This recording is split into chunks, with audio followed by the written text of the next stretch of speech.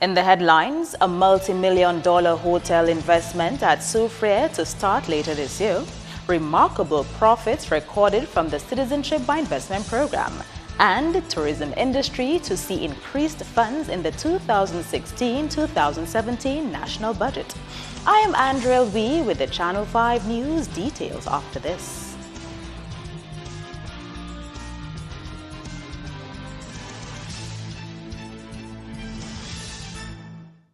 Thank you for staying with us. First up, tourism sites along Soufriere and the Scots Head stand to benefit from further enhancements in the advent of the new Jungle Bay Resort and Spa. Idona John-Baptist has this report. 65 people were left jobless since the destruction of the property at Daly's during the passage of Tropical Storm Erika. Former staff of the Jungle Bay Resort and Spa can rest assured that they will be re-employed when the resort is reconstructed at Soufriere. In addition to that, hotel developer Sam Raphael says employment will be offered to people of Soufriere and surrounding communities, but he has warned they have to be prepared to work.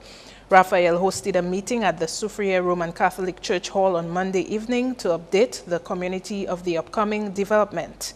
It was attended by Prime Minister Skerrit and Tourism Minister Robert Tong, along with other cabinet ministers. Certainly, we will seek to employ as many people that are talented and ready to work. So the priority is to find people within the community. I don't have a money tree in the backyard, so once we get going, we will expect you to perform.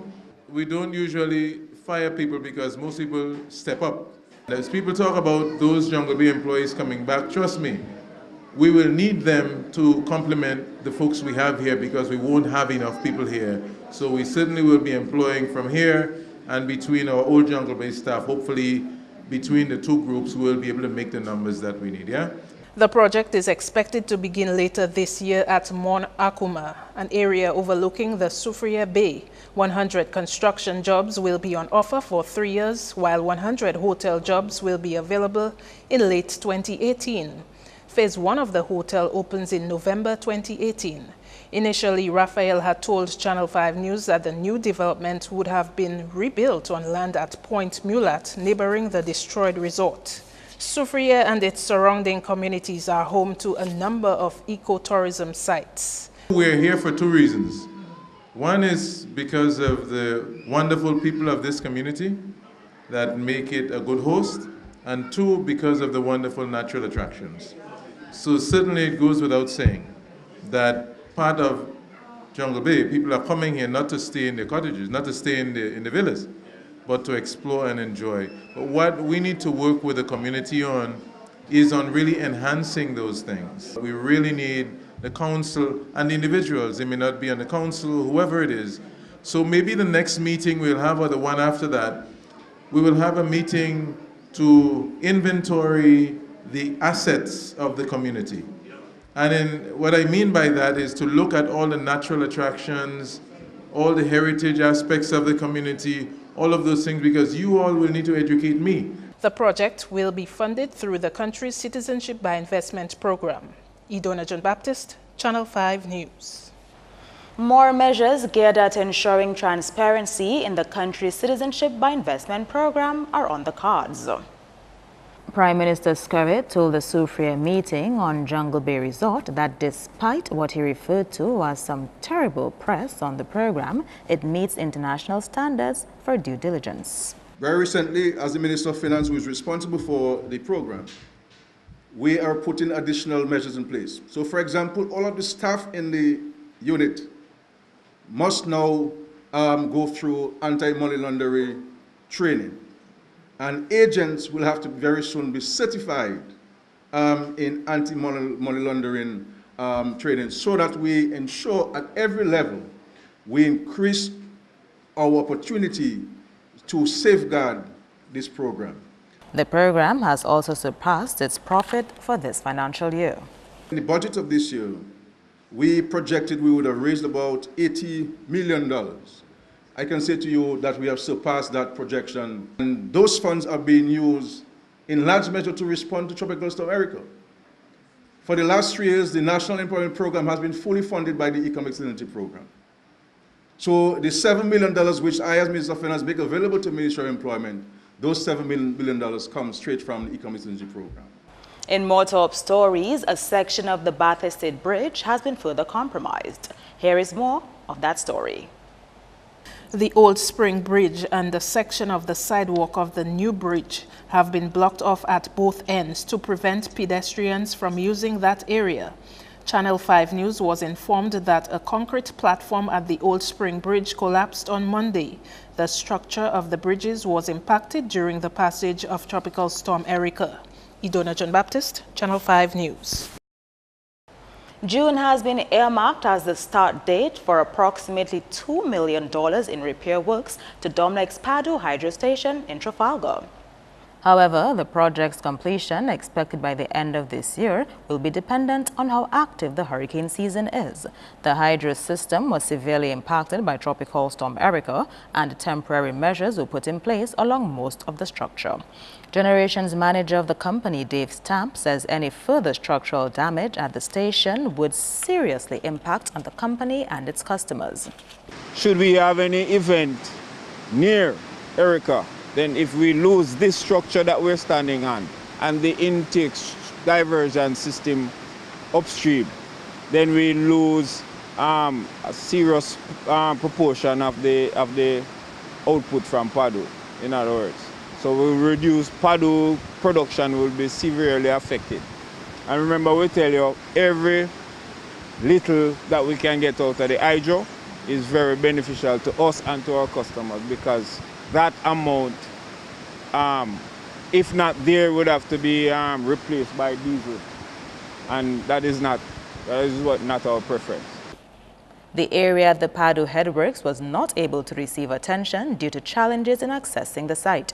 Stamp says contracts to begin restorative works will be signed soon. Yes, it will be a challenge if it is a very active hurricane season, and especially if it is a flood-related hurricane season. Because our biggest challenge at this location and at the location along the road will be flood. We have in that contract contingencies in order to deal with if the contractor has to make certain provisions to work, or if there is any damage to work that has already been done caused by any inclement weather. We're working out access to the site via other arrangements with private landowners. Coming up, how you can help to keep bad products off the shelves. That and more when we return.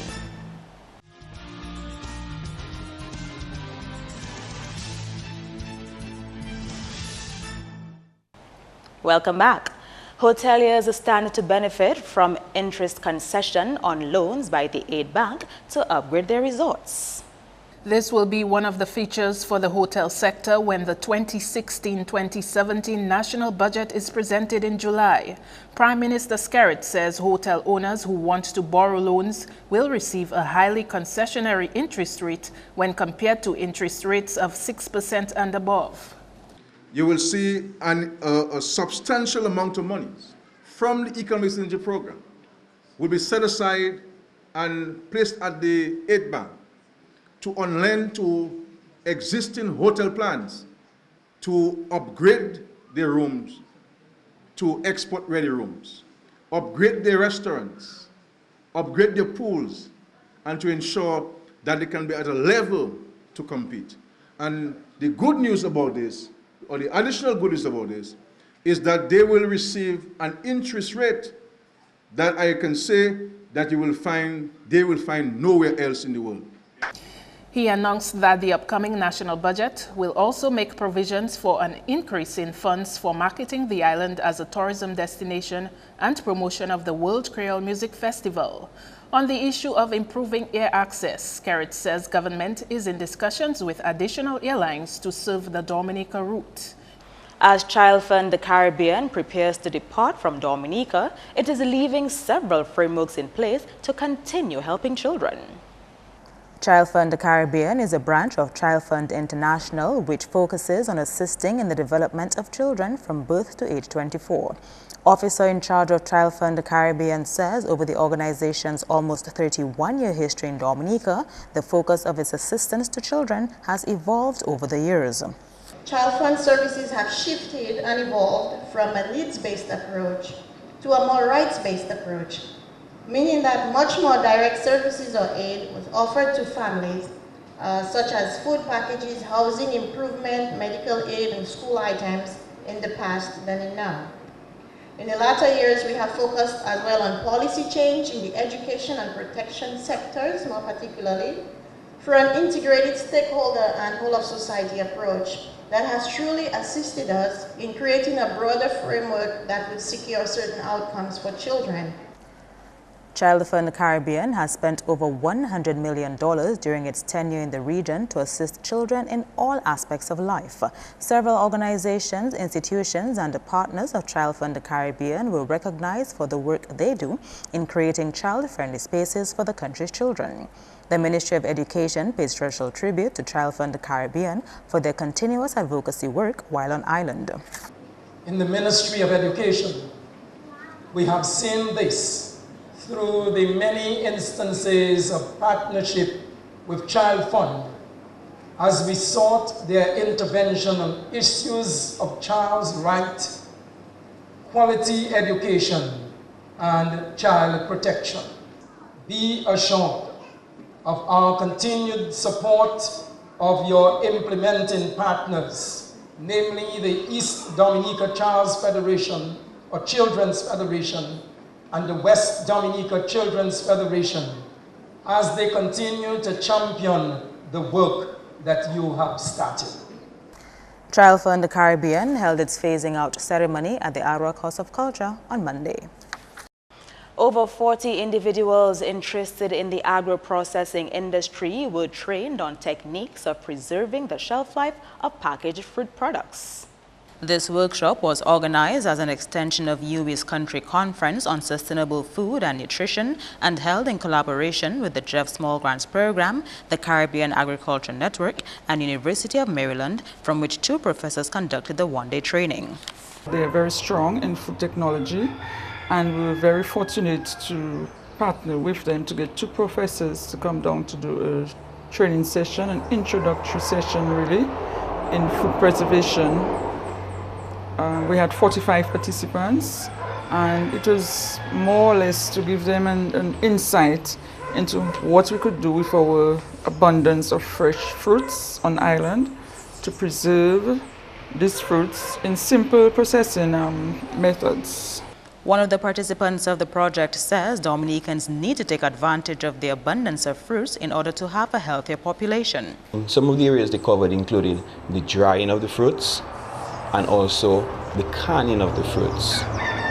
Okay, these are the 2 main focus areas. Now, going into these areas, then you had a series, you have a process that needed to be followed, and the facilitators, they wanted to introduce us to that, the preservation techniques. Okay, from cleaning the fruits to cutting the fruits, getting it pureed, and adding the various ingredients and also preservation ingredients to ensure that we have like a longer shelf life of the fruits. The hope is to expand this project around the island and get more Dominicans in the economic benefits of selling preserved fruits. And we're hoping that in the near future we're going to have a train of trainers session, so that we can have a cadre of persons to go out in the communities and assist local people in doing simple processing. It is of tremendous benefit because driving around, especially when the fruits are in season, you see the amount of wastage that we have. And if we can get people to collect and preserve those foods for when they're off season, for home consumption, and later on for as a business enterprise, it is in itself contributing to food and nutrition security, and also for livelihoods and job creation opportunities. And Dominica consumers are being called upon to play their part in ensuring their safety when it comes to packaged food items. The Bureau of Standards, through its compliance program, which started in 2007, ensures that products which enter and leave the country are in accordance with their labeling. Throughout the years, we have been improving in terms of the way we go about providing such service. And so most of our systems, we automated that whereby we can actually monitor imports and exports coming into Dominica and out of Dominica, ensuring that when the local agro-processors produce a product, that it can meet the same requirements as it is on the regional market or international market. Because if we are looking for compliance from the international market, the regional market, they expect the same from Dominica when exporting our produce. Burnett says there are two main aspects to the compliance program. One, we do label registration and evaluation of local manufactured products, agro-processed goods. We do import monitoring, that is importation of goods and services. So we have a system at the port where we ensure that the goods coming in, at least if not all, but most of the goods coming in meets the labeling requirements. The Bureau of Standards says the public has a role to play in ensuring that packaged products are up to standard. Whatever we miss at the port, we will do it through the market surveillance at the warehouse or the supermarket. And we also encourage consumers, if they recognize that a product is not of standard, that they can contact the Bureau to ensure that we come in and help to resolve that issue on the market. That's news. We now join Kenny Williams for your sports highlights.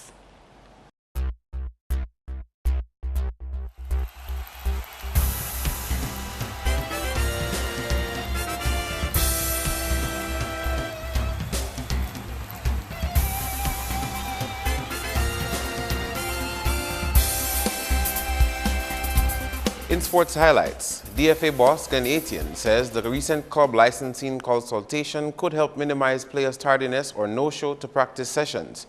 He says players need to be mindful of these things so they could take advantage of the opportunities available to them. That we defer or we stay off from training, you know. I want to take this opportunity also to encourage persons to show up to training, because without training, I mean, an athlete will falter, will be set back.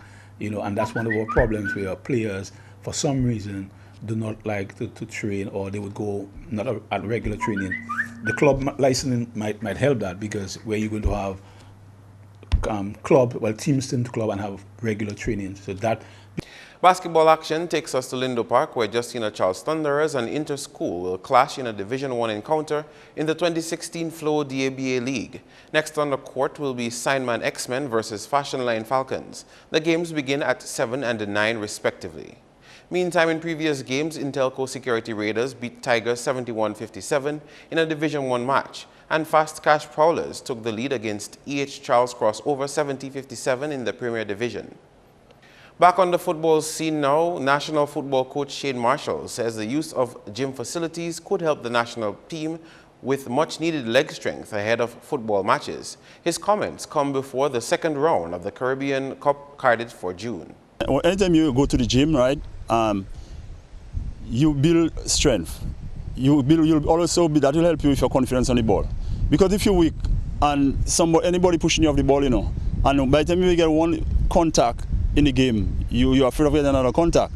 But if you have strength, and that's all because you have no strength, so you'll fall off the ball. But if you build your body, you have strength, you could stand up to any contact. Marshall says improving players' leg strength through the use of gym facilities is something he always wanted for them. That is something I always want, you know. If I could get it started tomorrow, I would capitalize on it. Meantime, President of the Dominica Football Association, Glenn Etienne, says the establishment of a gym at the Goal 2 project is among plans for football development in Dominica. On that.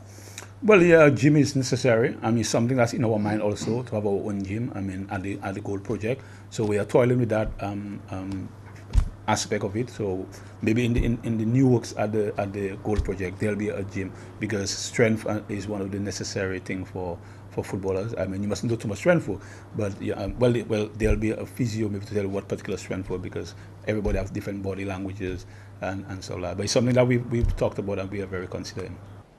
Still in sports, the Dominica Football Association will kick off its playoff rounds of the All-Island League this week with a doubleheader on Wednesday. Gerald George has details. On Wednesday, Richards Point Michelle will take on Delton United at 5 p.m. in the first match of a doubleheader at the Pori playing field, to be followed by Digicel Newton Juvenile Academy Harlem United versus Andy Williams Spartans at 7 p.m.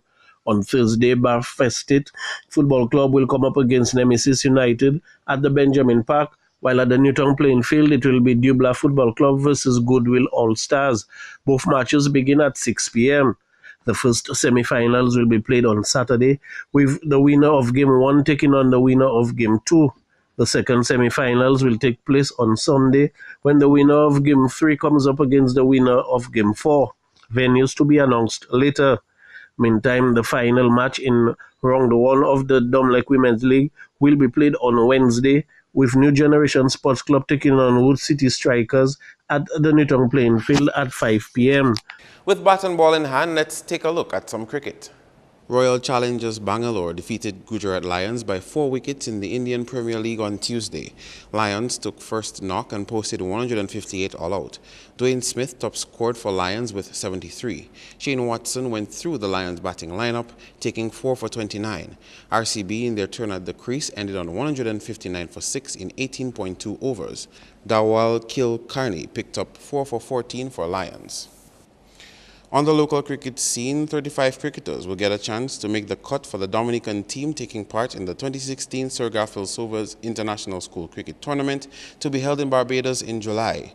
The prospects include Kerwin Dupini, Derry O'Geist, Brian Joseph, Keon Burton, Wanu Joseph, Paulson Joseph, Ndio Joseph, Gamael Ofar, Shervon Dorset, Dion Burton, Lake Charles, Melvin Defoe, Lee Louisi, Kasim Peltier, Ethan Doctrove, Nigel John Lewis, Nihal Payne, Terrell Tuse, Taj Tavernier, Daniel Dupini, Bryce John Lewis, Anakim Morrow, Micah Joseph, Ajaya Roye, Stephen Bruni, Lincoln Bree Durant, Curly Alphos, Alec Athanas, Jassian Alexander, Jovan Raphael, Dion Detush, Gabriel Frederick, Malachi Xavier, Leon Seja, and Clark Laurent. Training starts on Wednesday, 18th May from 2:30 p.m. at the Windsor Park Sports Stadium.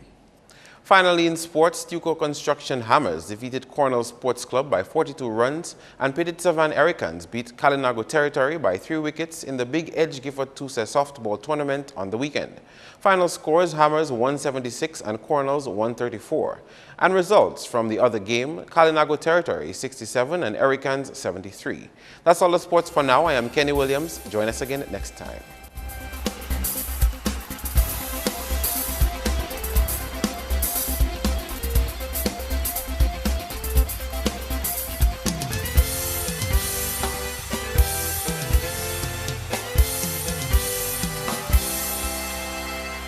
Your weather report is next. Hello, good evening. Welcome to tonight's weather broadcast. I will be your presenter for this evening, Farah Rock Korea. Today, a high pressure system was the dominant feature, which resulted in generally partly cloudy skies across the region. Earlier visible satellite imagery showed some low-level clouds across Dominica and the rest of the Eastern Caribbean, and also some high-level clouds in the area. Earlier radar imagery indicated a few shower activity across the area. Tonight's weather is expected to be fair to partly cloudy with brief showers, and tomorrow's weather will be partly cloudy with a few scattered showers, and also some breezy conditions are anticipated. The marine conditions tomorrow will be moderate, and again waves will be up to 7 feet. Let's take a look now at the weather for the rest of the week. Similar conditions anticipated for the 3-day period, partly cloudy skies with some scattered showers. On the weekend, however, an increasing cloudiness and shower activity is expected. The weather for the rest of the Caribbean tomorrow: partly cloudy skies with brief showers can be expected, and maximum temperatures are up to 32 degrees Celsius for the central portion of the islands is expected, with maximum temperatures of 33 degrees Celsius expected for the southern portion of the islands. Let's take a look at the forecast for the international cities. Some sunny conditions expected for New York and Beijing, partly cloudy skies for Miami and Caracas, and the City of London can expect some cloudy skies tomorrow. The sun will rise tomorrow at 5:34 a.m. and will set at 6:31 p.m. Feel free to visit our website at weather.gov.dm or call the weather hotline at 447-5555. Join us tomorrow evening for your next weather broadcast. Thank you.